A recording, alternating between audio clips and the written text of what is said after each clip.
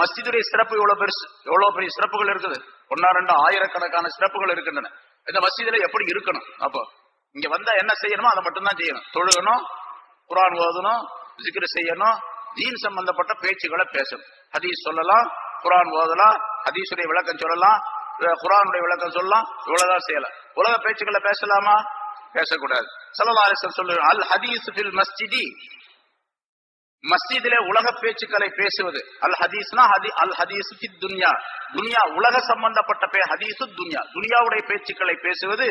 யஅகுலுல் ஹஸனாதி comma தஅகுலுல் பஹீமத்துல் ஹஷீஸ, ஒரு மாட்டுக்கு முன்னால் மாடு ஆடு அதற்குரிய தீனிய போடுறார், புல் கட்டை கொண்டு வந்து மாட்டுக்கு முன்னால போடுறார். அந்த மாடு பசியா இருக்கக்கூடிய மாடு அந்த புல்லு கட்டை அப்படியே சாப்பிட்டு எப்படி அதை சாப்பிட்டு முடித்து விடுகின்றதோ, இல்லாமலாக்கி விடுகின்றதோ, அதே போன்று உலக பேச்சுக்களை மஸ்ஜிதிலே பேசுவது அந்த மனிதனுடைய நன்மைகளை எல்லாம் சாப்பிட்டு அழித்து விடும் என்பதாக சொன்னார். உலக பேச்சுக்களை மஸ்ஜிதில பேசினா எல்லா நன்மைகளையும் அழித்து விடும். ஒரு மிருகம் புல்லை சாப்பிட்டு அழிப்பதை போன்று என்பதாக சொன்னார். ஹதீஸு துன்யா ஃபில் மஸ்ஜிதி வஃபி மஜ்லிஸில் இல்மி, மஸ்ஜிதில் மட்டுமல்ல இன்னும் சில இடங்கள் இருக்கின்றன. அதையும் ரசூலுல்லாஹி ஸல்லல்லாஹு அலைஹி வஸல்லம் அவர்கள் சொல்லி காட்டுகின்றார்.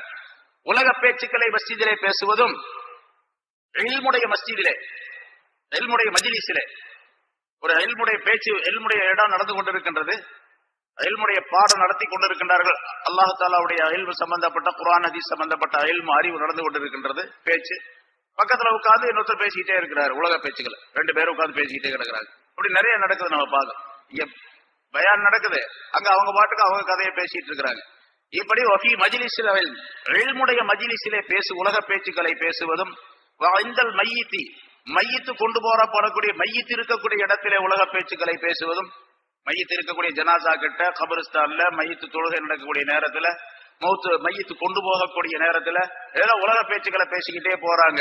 இதுவும் வஃபில் மகாபிரி, கபர்கள் இருக்கக்கூடிய இடத்துல உலக பேச்சுக்களை பேசுவதும், இந்த லதானி, வாங்கு சொல்லக்கூடிய நேரத்தில் உலக பேச்சுக்களை பேசுவதும், இந்த திலாவத்தில் குர்ஆனி, குர்ஆன் ஓதக்கூடிய நேரத்தில் உலகத்துடைய பேச்சுக்களை பேசுவதும், யஹ்பிது ஸவாப 30 சனா, 30 வருஷத்துடைய நன்மைகளை அழித்துவிடும் என்பதாகவும் ரசூலுல்லாஹி ஸல்லல்லாஹு அலைஹி வஸல்லம் அவர்கள் சொன்னதாக குறிப்பிடப்படுகின்றது.